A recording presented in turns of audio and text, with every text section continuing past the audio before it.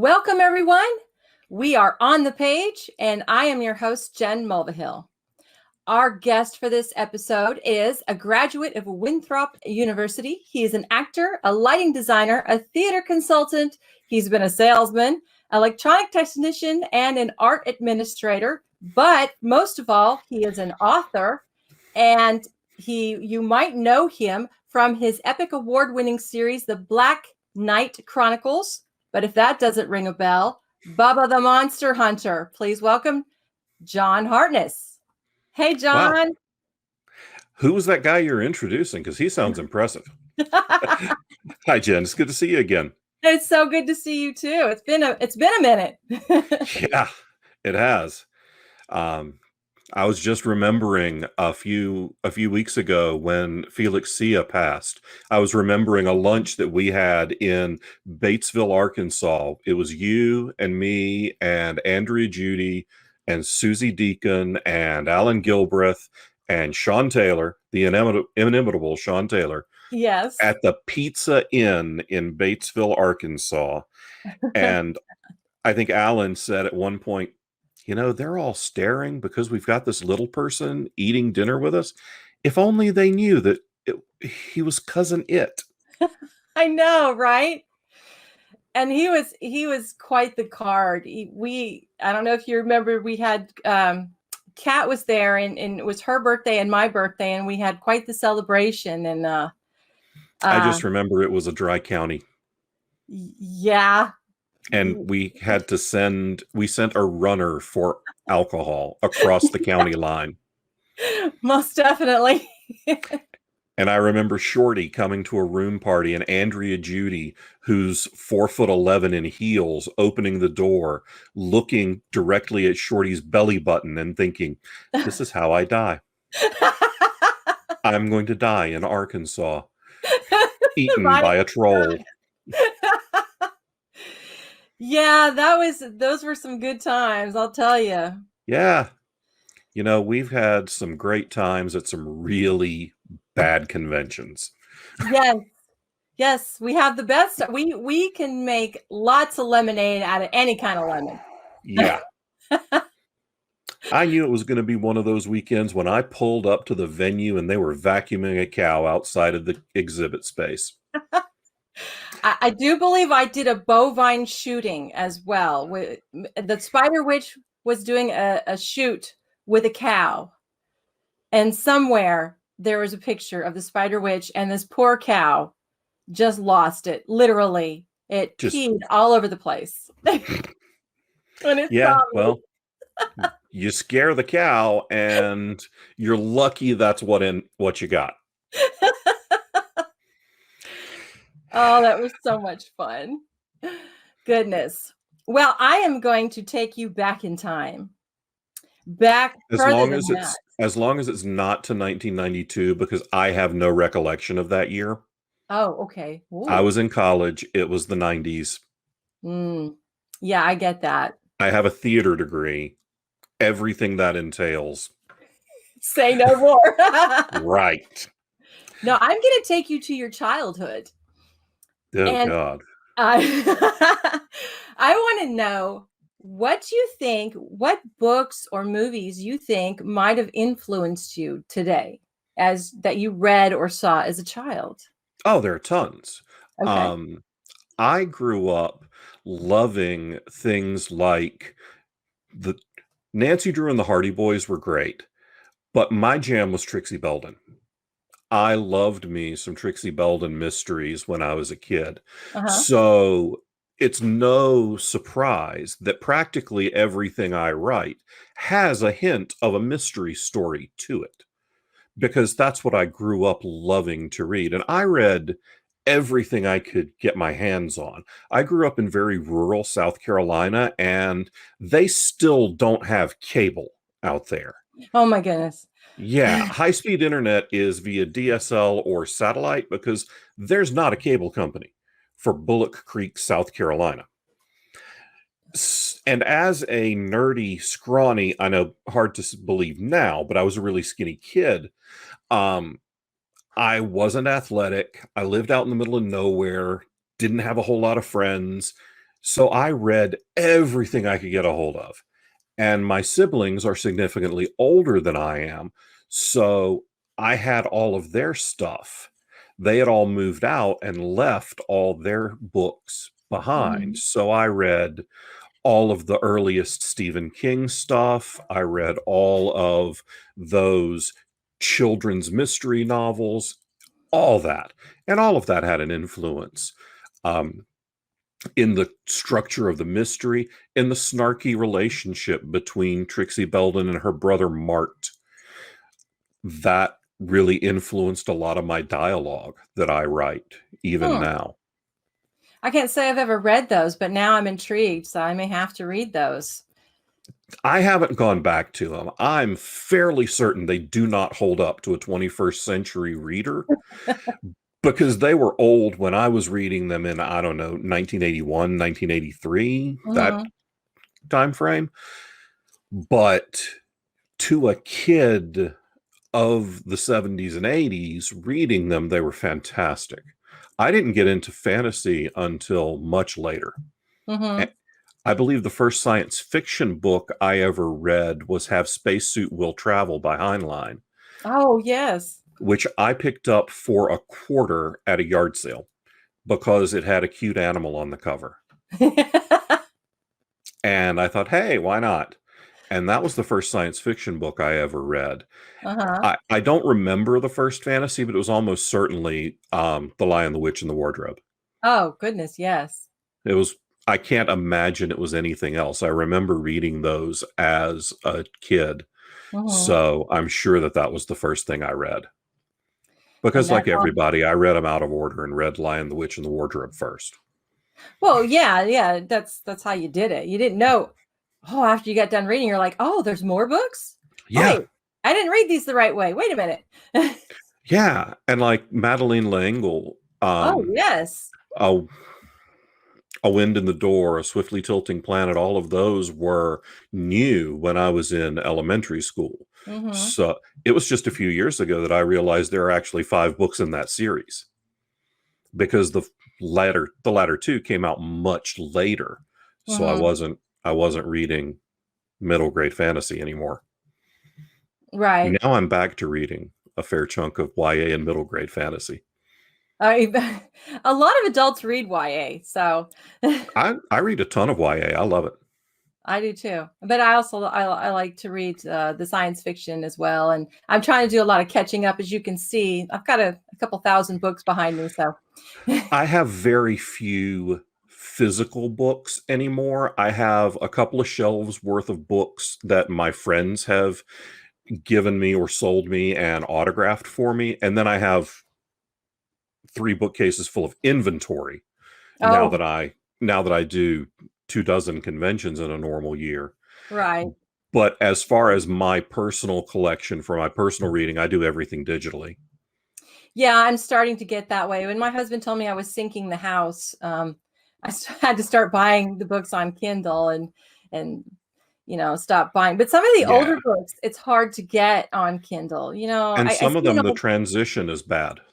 yeah, and I see an old book, at a yard sale or a thrift store, and I feel like I need to rescue it. I don't. I'm not nearly as nice as you are. I got into reading electronically when I was traveling for an old day job. I live in Charlotte, North Carolina. So I would work in Charlotte for 2 weeks and then I would work in Atlanta for a week. Oh I wow. managed 2 different teams. So Atlanta's 4 hours away. I'm living in a hotel for a week. Hmm. I can only carry so many books with me. Yeah. So I bought my first Kindle and have Yeah, had several since. it's getting into it's more and more the digital age and as we can see with the virtual age as well. So Yeah. it's times have changed and it's hard because I miss the smell of book. I love the smell of books. And not even Eh, the new books don't have that smell anymore. that's because they're not moldy yet. They'll Yeah. eventually get that. If I In a keep high them long humidity enough. environment, they will eventually get there. That's the It's thing nothing about like that. walking into a library, right? Yeah, that's the feeling of romanticizing the smell of books. I'm like, y'all understand that's mold. That's fungus, folks. It's This is not not a good thing. It's not all that. They used to make paper. They used to put vanilla in the paper. So there's a little bit of that too. Uh-huh. Yeah. Uh, Mold. Mold. well, John, how did you get into writing?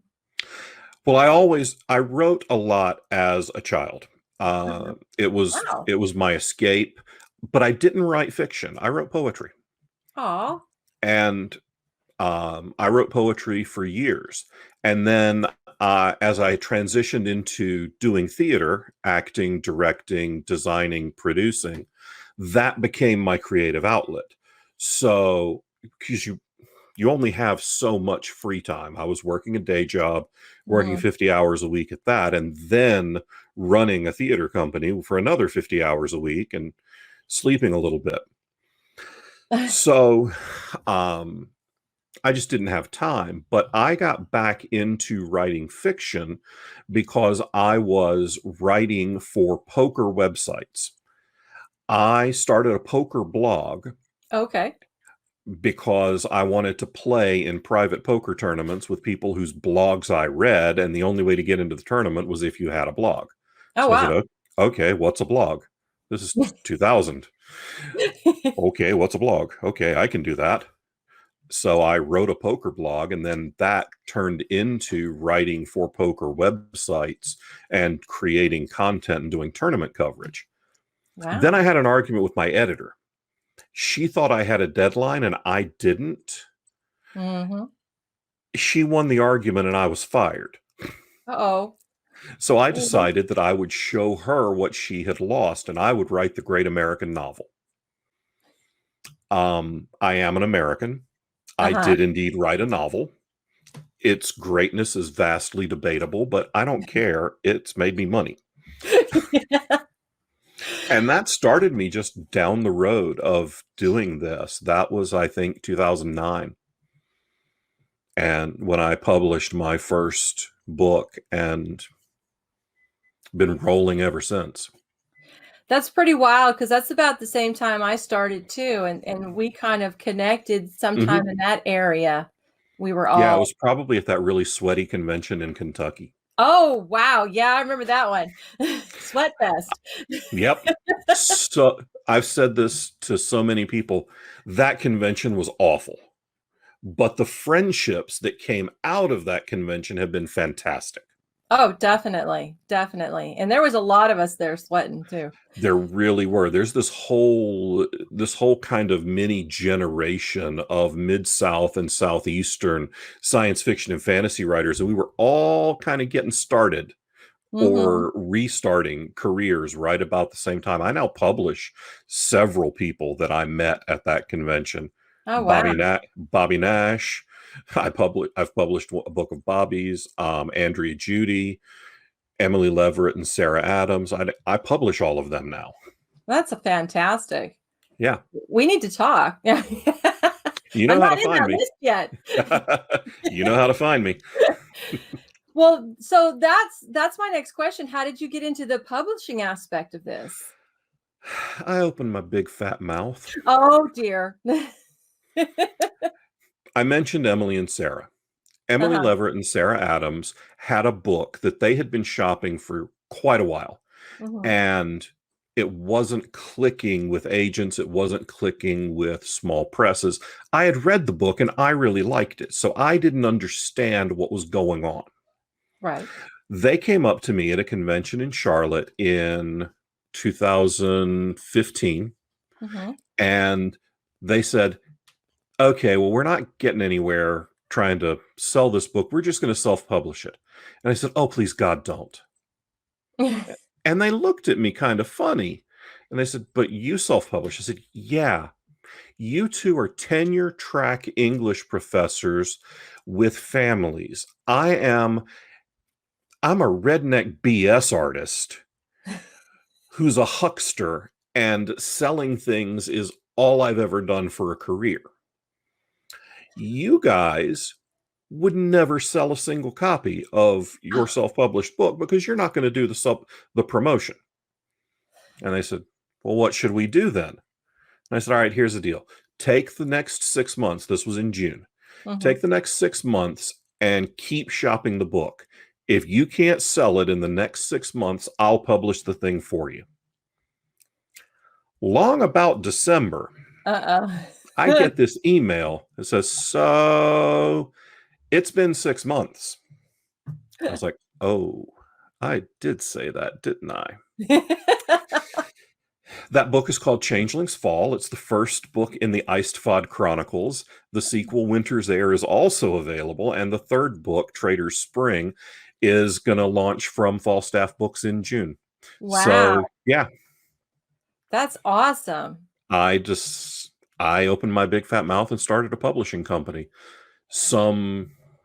What are we? This is year 6, and some 200 titles later, we're You're rolling rolling. right along. Yeah, That's fantastic.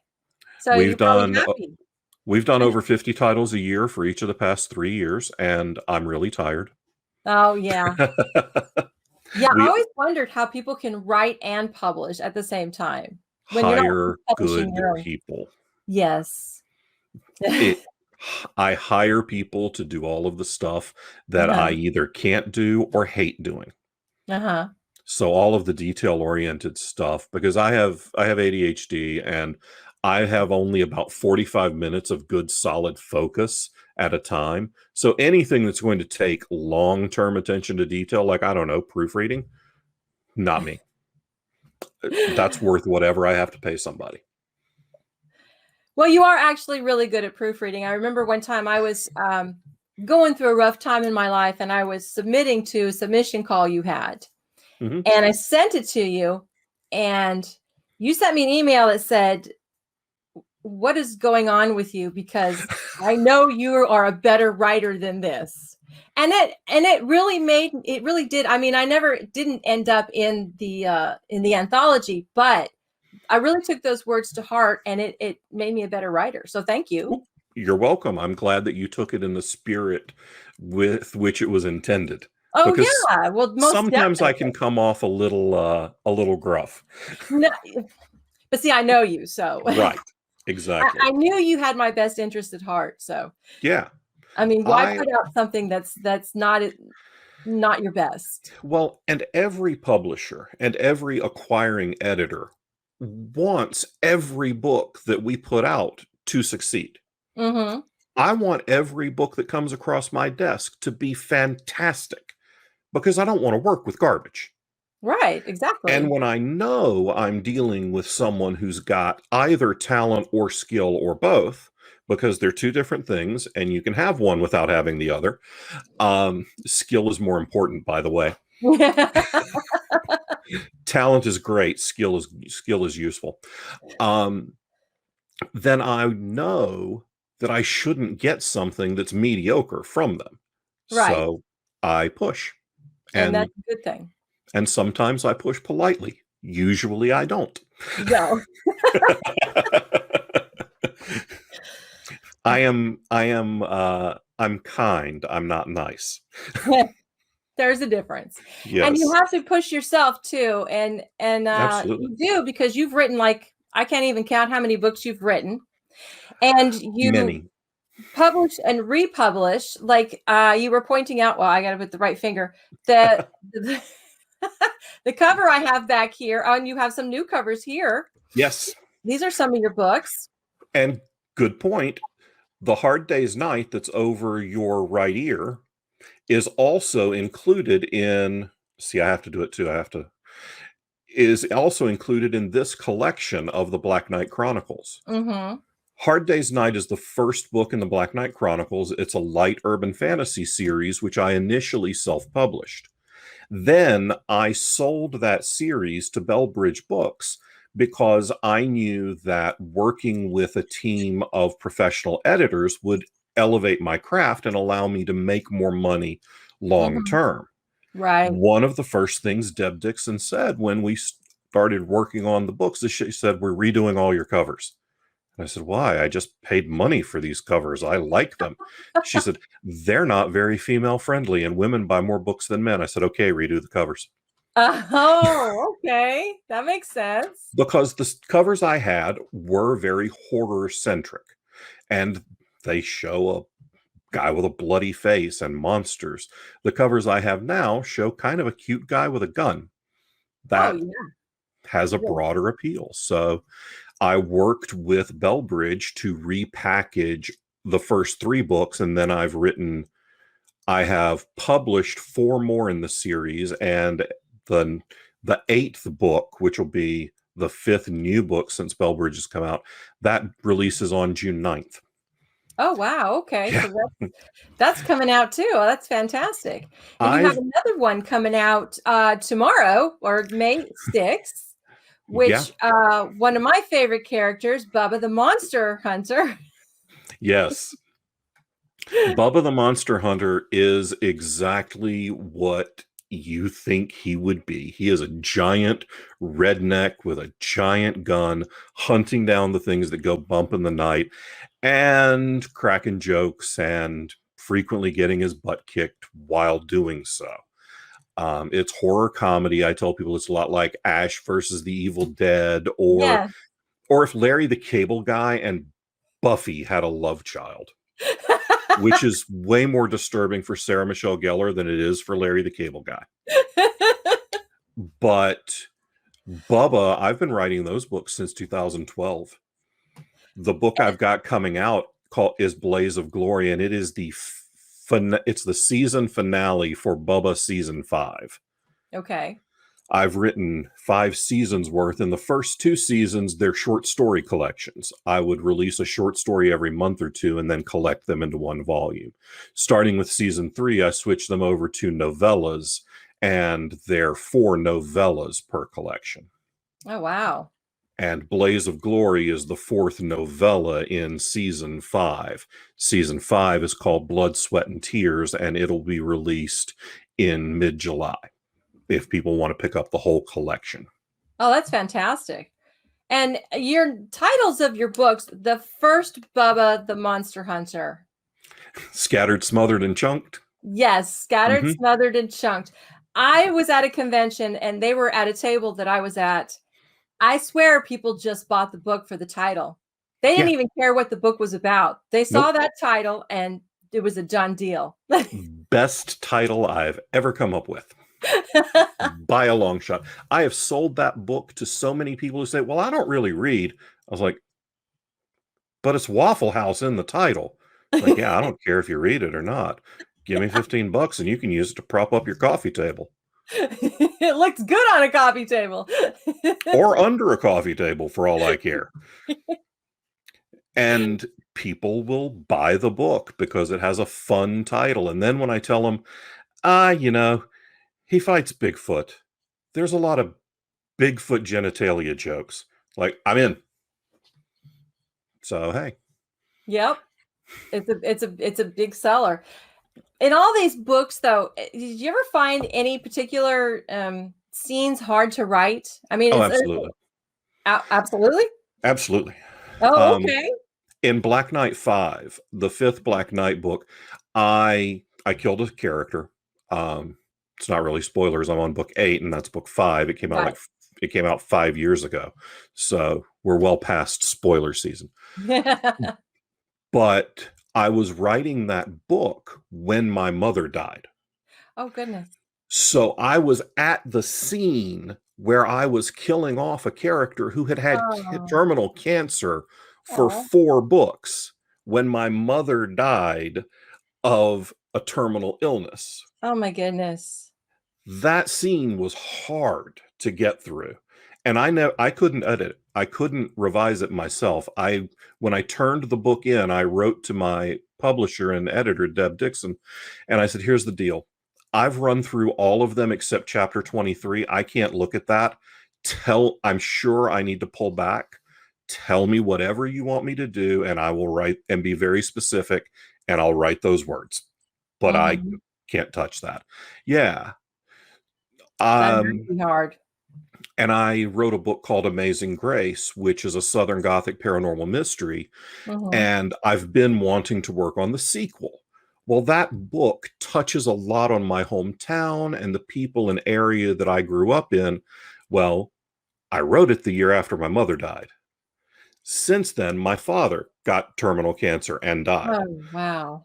I'm I have sorry. not managed to make it back to write that sequel because I'm mining very personal Yeah, territory for that. So yeah, those things are hard to write. Then obviously there's mechanical things that are hard to write just because writing a mystery is tough because you have to check certain boxes. right. But from a standpoint of this one's hard, those are the two that The have been personal. difficult.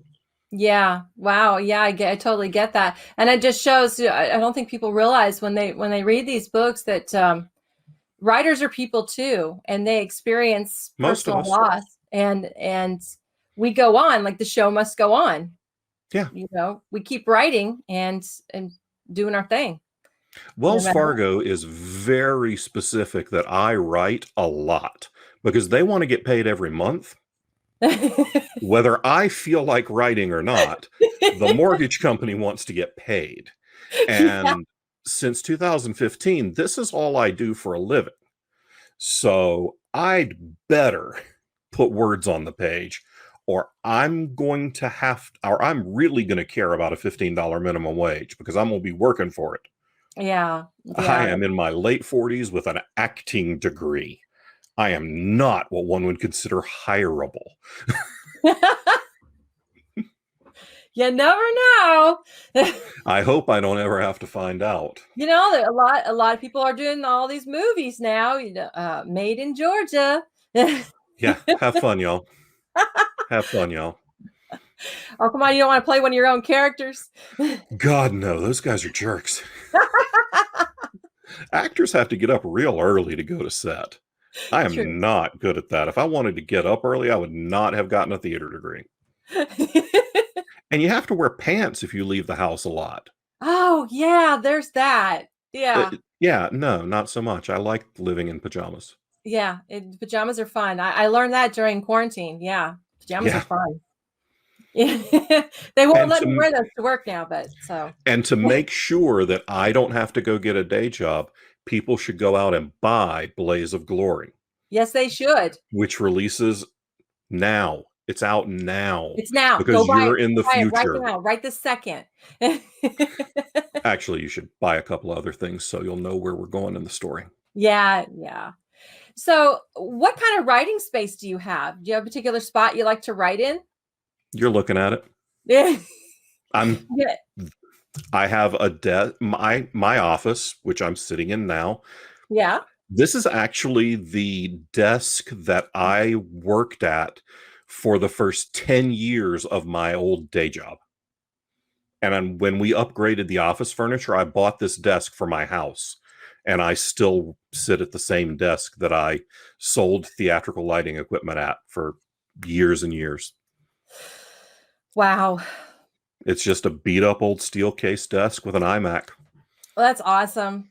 But you know what? We didn't even get to half the questions and we are out of time already. Can you believe it?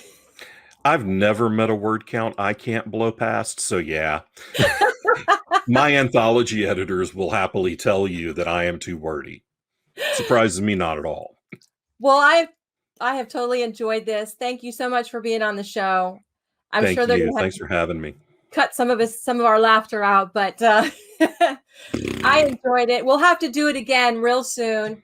Absolutely. Until next time, everyone, keep reading, keep writing, and we'll save the world one story at a time on the page.